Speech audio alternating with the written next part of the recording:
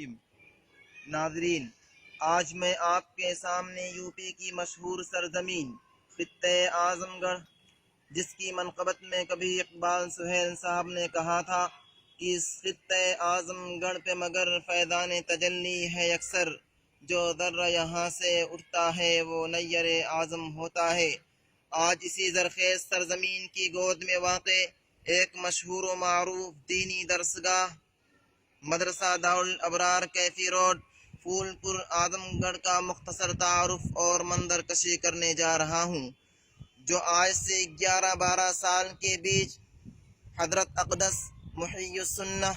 شاہ مولانا ابرار الحق صاحب نور اللہ مرقدہ کے ایما سے فقیہ النفس مفتی اعظم عارف باللہ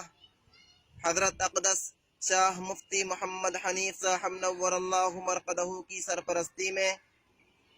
حضرت اقدس شاہ مولانا مفتی لعیق احمد صاحب دامت برکاتہم العالیہ کے زیر اہتمام قیام پذیر ہوا،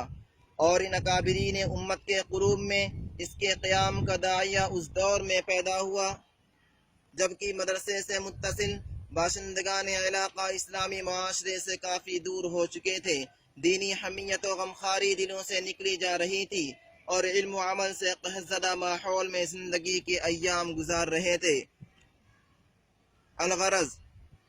علم اور علماء سے کوسوں دور ذلت کی پستی میں لوگ اپنا گھر تعمیر کر رہے تھے۔ ایسے ناسازگار ماحول میں اللہ کی مدد سے